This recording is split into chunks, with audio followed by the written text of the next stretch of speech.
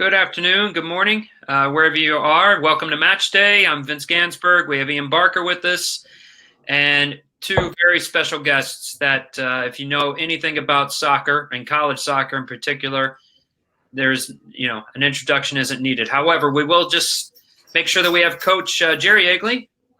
Coach, can you say hi? And how you doing?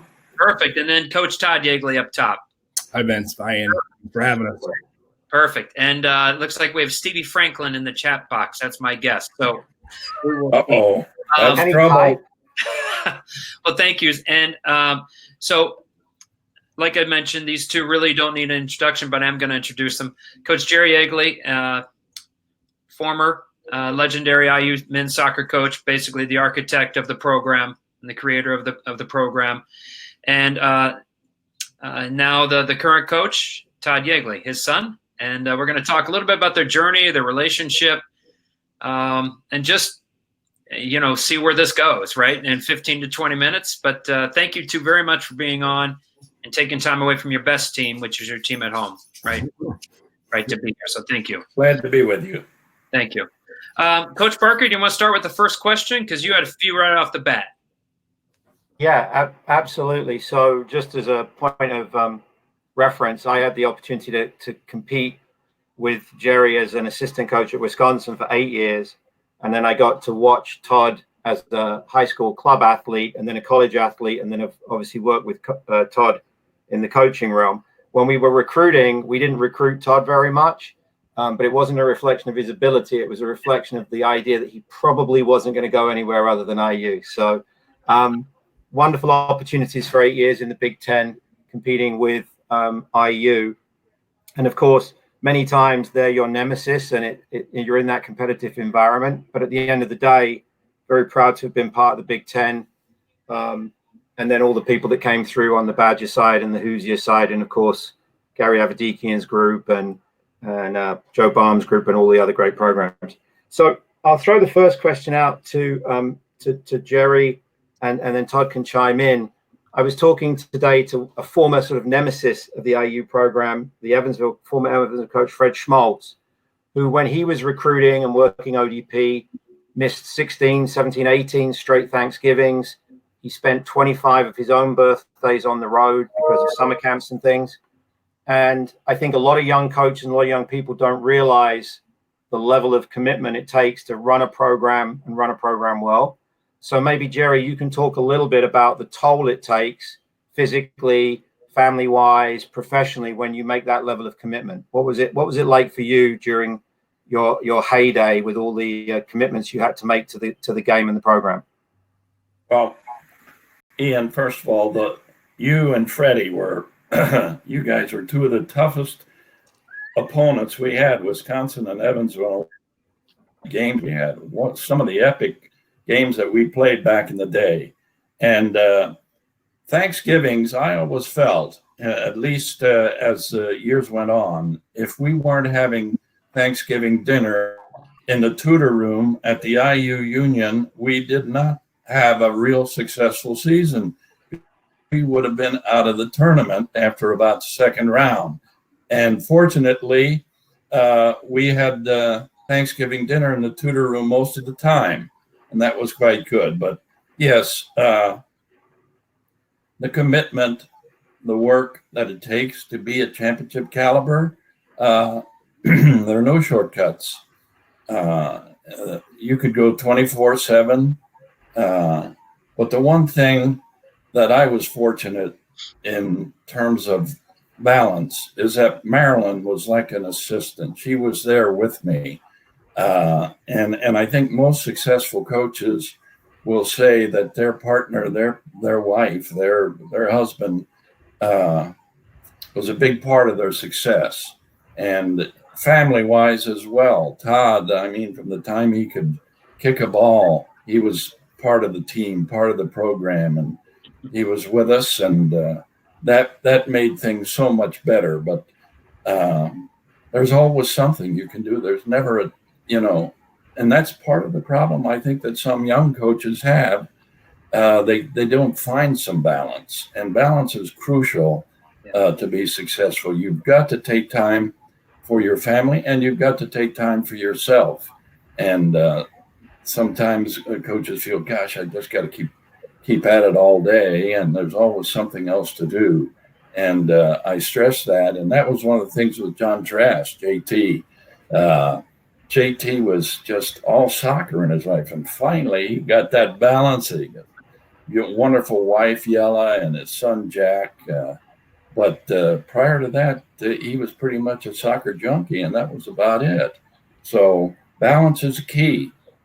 It's really interesting you say that, because I can remember sometimes when I was a younger coach where I didn't have that balance, and I abused myself in different ways, would just take the losses too personally and the wins too personally too. Were you a head coach when you started to realize you needed more balance and perspective, or were you younger? When did that light bulb come on for you? Because I think you're right, it comes to all of us. Well, my first 10 years at IU, I was a club coach. Actually, my title was club supervisor, and I was teaching a full load in the hyper school in the physical education department. So I was pretty much full time trying to do both, if you know what I mean. Yeah. And after we became varsity in '73, I'd say it was about at least 5 years after that. So a total of maybe 15 years, counting the club years, that it took me to realize I had a little bit more balance in my life, and have more time for family and myself as well. Because you can burn out, you can get stale in this profession, and you need to have some outlets. Before I pass it over to Todd to talk a little bit about his experience watching you make the commitment when he was a young son and around the program, and then what he has to do now in an even crazier modern world of recruiting and knowing international players and JC players and all those things. But I'll share a story with you two guys. There was a Big Ten tournament at Madison where Penn State upset IU, and we played Penn State in the final. And because of the seeding and the extra game, we were heavily favored and we lost. So Penn State won the Big Ten tournament that year. And I remember I was so disappointed, even though I was an assistant. I went out for a very long run until I actually physically broke down and made myself kind of ill as some sort of gesture of defiance. And I tell that story quite a lot because, as you're saying, Jerry, sometimes when we're young, we have these really bizarre notions of taking it too personally, and we need to get that balance. So I really appreciate that perspective. So Todd, that's interesting, Ian. You saying taking a run. I remember early in my career, the varsity career, of after losing a game, getting in my car and driving, not having a destination. And after about 2 hours of just driving around, I finally sort of slapped myself in the face and said, "Get real, get back," Absolutely. I can totally relate to that. So let's get Todd, a little bit of your perspective of what it was like watching your dad make the commitment and now what you have to do. And you've got a family, of course. Yeah, I think the part for us, and especially the times are a little bit different, is the team was so involved with our family. At those times, the players would come over very often after games in the 70s and 80s, and these were kind of like my big brothers.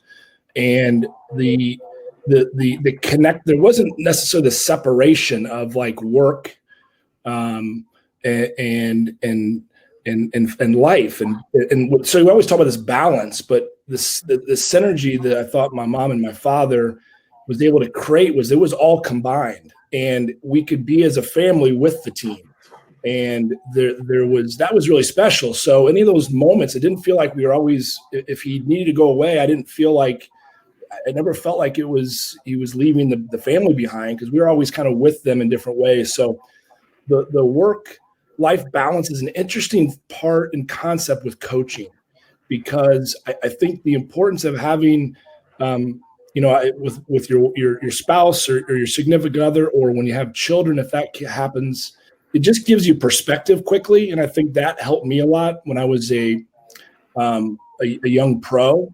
In particular, when I had really tough times, I could quickly kind of get over it because I had positive things around me to get my mind off on important things. And so that, I think, the balance becomes just the ability to have other people around you calibrate you. But getting back to the holidays, I mean, nothing's normal when you're a coach. I mean, I miss, I don't know how many things at school I missed. I don't know if my kids really felt as though, like, man, where's dad? I think they understood it. And I never asked my father, like, where were you? Where were you at the play? You know, you can't take a day off of your game. And if you have a recruit call in the middle of dinner, you're picking up the call. It's just the way it is. And so I've just grown up with that. But again, I think the family with the team makes it so much where it's connected. And that's what we try hard to do that still today. Yeah, I think it's a really interesting point, that notion of if you can make the program and the team an extended part of your life, and you can incorporate your wife or your partner, or maybe your kids can come to games, that does lighten the load, and it also helps with the balance. I will say to everybody, because Todd and I are both very passionate about this subject, we're not suggesting it's the same level of commitment as service people that go to Iraq and Afghanistan and things like that.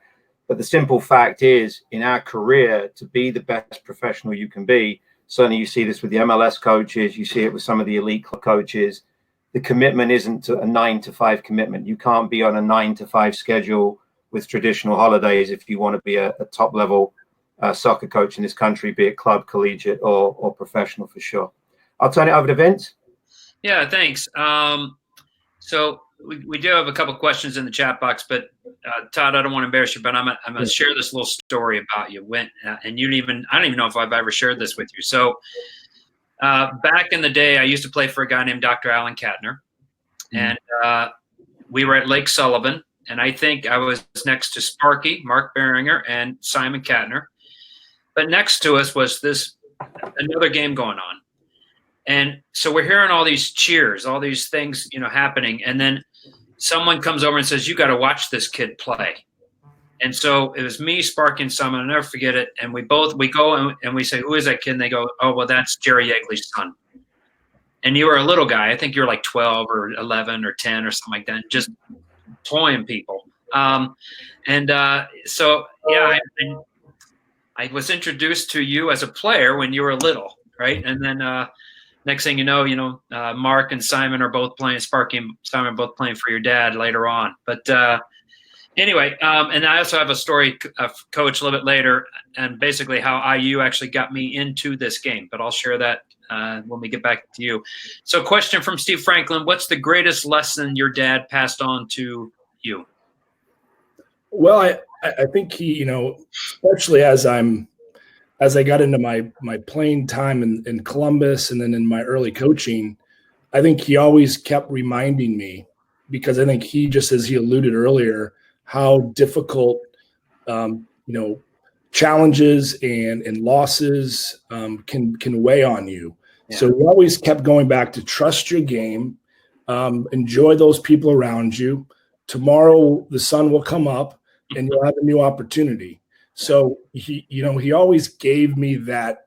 You need those people, right? And he never, we would talk about the game, but I had such a lucky situation because we would talk about it, but he knew how far to go, and he knew what kind of questions to ask. And I was just lucky because he allowed me to get through a tough time, or also keep perspective of the good times, because it may not last forever. So I think coaches, because we've seen the gamut of parent influence, negative and positive, coaches are really well tuned on doing that with their own child. And I'm very grateful that, my father he was always there just to help get me through whatever moment it was, the good or the tough, and could still be a father, but also a sounding board on the game that we both love and the passion that we have. So that's, I guess it's just more in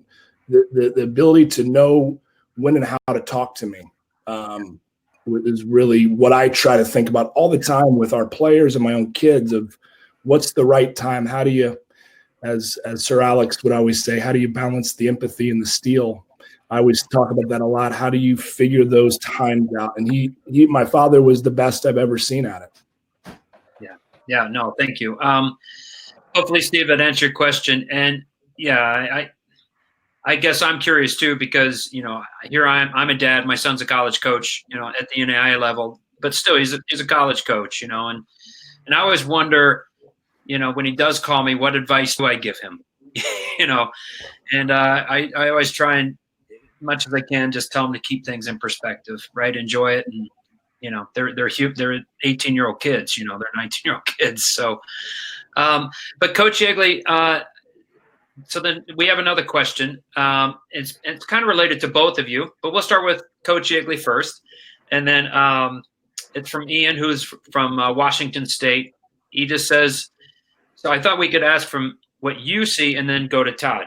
So what's the biggest change you've seen in the high school and college games in the past, few years or decades, or from when you started to where, your son is now? Well, there's several things. First of all, the coaching level has gotten so much better with the coaching schools and the licensing. We had so many volunteer coaches back in the day, or high school coaches who taught math but were asked to coach soccer. So the coaching level has really, really improved. The facilities across the nation, wherever you go, you'll find, pristine or, sports turf fields. Those facilities, the competition has gotten so much better. And therefore, there are more and more very good players. I don't know the elite players. There have always been those. And today, the academy, of course, has had the elite players going that way in many cases. But I still think the high school programs are very important. And it bothers me as a guy who did most of the recruiting through the club in the high school years to not have the kids enjoy the high school experience when they. You're going to have to control the screen. But thank you for the high school experience, because, I was a high school coach for 17 years, and I'm actually going to be helping Jason Katner this fall, Shortridge High School, in downtown Indianapolis as an assistant. And yeah, I love the high school game. I love what it values, and, the academy was one thing, but Coach, what your experience, or what you've seen the differences between maybe from when you first started to even now as a coach? Yeah, I mean, obviously my father's had a longer perspective to see the changes. It's a constant evolution with how we're making this huge country. Sometimes try to have a one size fits all approach, and it's and from our vantage as a college coach, trying to navigate, trying to find the best fits for our program. It really doesn't matter what environment they come from in the sense of which one they chose. It's just, are they growing? Are they learned a lot from their environment? And how do they potentially fit into our environment? So we see the value of kids playing high school. A majority of our kids that we have on our team now, I would say 7 out of 10 probably didn't play because the academy entered the time frame that it did that didn't allow it. But we intentionally, I'll be honest with you, Vince, we intentionally look for some that have, not that they couldn't play an elite club, but have a little bit of different profile. And part of it is a multi-sport. Yep.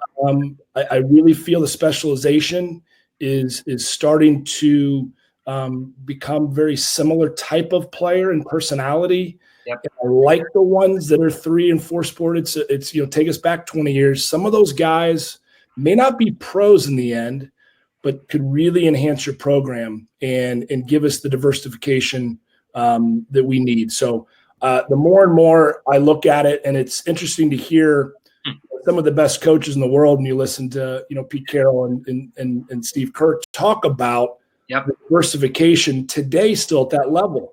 And I just laugh. I'm like, And yet we're telling these kids they can't play other sports. And I know middle school basketball helped me in soccer. I 100%. Yeah. My vertical is not very good, but man, my timing on aerial challenges was one of my best strengths. Yeah. And if you measure my vertical, it wasn't because of that. I knew how to use my body. I knew timing. And so again, besides just the joy I had playing with that sport. So anyhow, our whole roster will not be filled with those kids. But that blend, I think, is something we actually value and look for. Thank you so much. I love that answer, being a coaching educator primarily for youth, right? Because, one of the message I get that question a lot, and I said, no, in my opinion, kids should experience what they want to experience, and it's good for them. And, and I'll throw back Mark Behringer. I mean, he was, a really good soccer player, but he was an incredible basketball player. People don't realize how good he was. He was an athlete, and that was developed by him. But another question from, again, Mr. Steve Franklin, by the way, he's going to owe you guys a pint after this is over. But how large do you think, Coach Yeagley, we'll go back to you, do you think your coaching tree is? How large do you think it is? It's hard to put it into numbers, but there's rarely a day that goes by that I don't get a call or a text from one of our now coaching part of the IU family, someone who's out there either at club, high school, college, Caleb Porter pro, Patty Noonan pro, it's quite vast, and I'm very, very proud of, and I think as coaches, we're measured by our products, how the people that we've coached do in life and when they're chosen in their chosen professions. And I'm so proud of those who have gone on, not only in coaching, which we're talking about right now, but in life. But there have been so many who, and what a reward it is, more so than the wins now in my life, for someone like a Caleb Porter or a Patty Noonan or on and JT to call and sometime in the conversation mention how their experience here was so helpful in shaping them. That means an awful lot. Oh, sure. Yeah. And can I jump in on Vince real quick? Absolutely. This is probably the best insight. And this is just kind of living through the experience.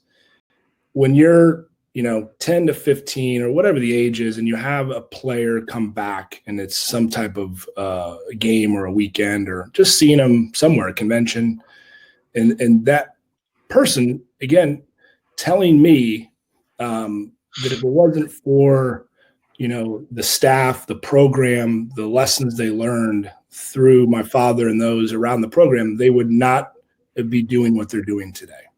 And may they not be involved with soccer. And it's like you hear that and so what I talk to my father, like the advice is that you every decision you make, these are long term, and those mavericks, the ones that are a little bit different are the ones that can be as rewarding to help bring around. And so I love those still. And we talk often, my dad goes, those are fun to take, a little maverick here and there, because but even the ones that just kind of didn't find their way, they're not necessarily a kid that's lost their way. But so anyhow, I got to learn that at a really young age. And so that's been so helpful in my coaching. I feel like I gained years of experience just because I got to live that. So kind of alluding to the impact that you don't know until years later. No, that's fantastic. Yeah. What do they say? Success in youth sports really shouldn't be measured until 15 to 20 years later. Right. At the end of the day. And so you two have been really gracious and given us more than 15, 20 minutes. We could talk all day. We could talk about, your 8 national championships. And I think there are 8 stars on there, right, Coach? Could be about 12, but I'll tell you what, my assistant coaches let me down every time. Well, speaking of your assistant coaches, I just want to share this last story, and then Ian will wrap it up. I hope so. Coach Yeagley, you are indirectly the reason why I got into this whole thing. And my dad was a volunteer coach at the YMCA, and they were starting soccer. This is 1977. And he's like, I've never coached soccer before, but he coached all the sports at the Y, right? Because my dad just loved coaching and all that. And so I remember he came home from work and he said, hey, I'm going to this coaching clinic at the Y. Do you want to go with me? And I'm like, for what? And he goes, for soccer. And I'm like, Dad, I want to play soccer. So he said, oh, just come on with me. We'll go to Dairy Queen afterwards. Okay, great. So I went for the Dairy Queen. And then I get out there. My dad's going through the coaching clinic, but it was the IU staff that ran it. And it was Don Rawson, and I remember George Perry, and and some of the IU players. And I remember getting out there because we actually went. I've never kicked the ball in my life, and I'm on the basketball court, and all of a sudden this guy turns around, and to this day I know it was Don Rawson, and he said, "Hey, you're pretty good." So I remember on the way home, I said, "Dad, can I still sign up for soccer?" He said, "Yeah, we'll get you signed up." So you're to blame. So my wife asks, it's Coach Yeagley's fault. But I guess the reason why I mention that is because your impact on the game, not just in the state, but just all globally is huge. And we can't thank you enough for everything. And, I know you're so proud of your son, right? And not just because he's a great coach, but he's just a great person, right? And I know that. And you got grandkids and all that too. So, and I'm learning that experience now. I have a granddaughter. So, but thank you so much, both of you for being on. But Coach Barker, I'll leave you with the last word. Yeah, thank you. So I'll share one memory with you guys that I think might be nice for you guys to hear. Hopefully, people ask me my favorite experiences in coaching NCAA Division I and different things, different questions. They always want to know the best, the worst, the greatest, etc.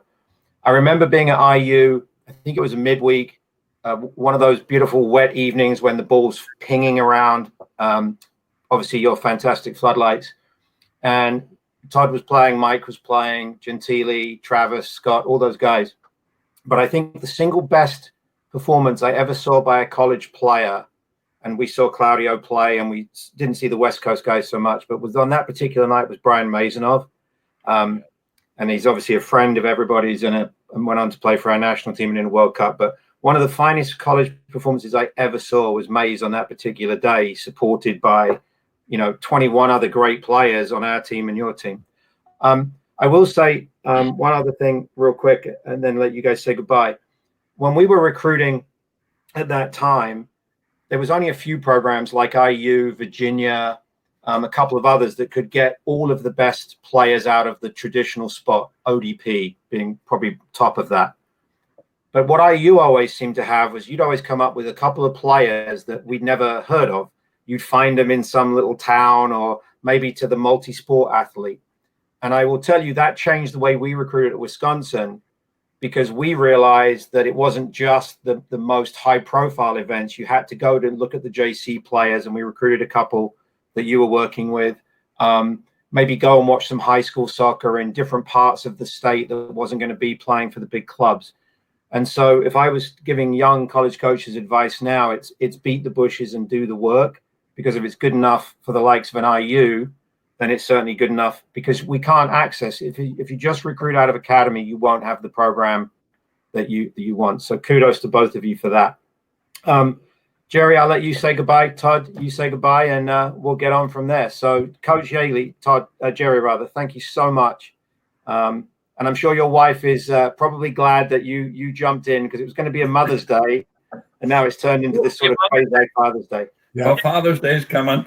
Well, thank you so much for having me. You guys are doing a terrific job. Thank you. And I just want to say to all those coaches out there, if I had to do it all over again, there's no question in my mind that coaching, I feel it's one of the most rewarding and greatest professions that's out there. And every day I look forward, and I didn't even call it work. I mean, you don't go to work when you're a coach. You go to your passion and enjoy it. And for those young coaches out there, you're in a wonderful situation. Enjoy it. Yeah. Thanks. Yeah. Thank Thanks, you. guys. Thanks for having us. Really appreciate it. Thank you. And thank you for those that attended. And, this will be available on YouTube on a replay, which we usually get quite a few watch it on replay. So thank you two so much for taking time, again, of your busy lives. And please be safe and keep safe. And for those that are daring to join us later on, at 4:00, it's TGIF, where Ian and I try and talk a little bit about soccer, but we do more just fun things on Friday. So to try and have some humor in our weekend. But thank you so much. And you two are wonderful. Thank you so much. So, Ken, thank you. Thank you, Jerry. Thank you, Todd. Stay safe, guys. Thank you. Bye-bye, guys.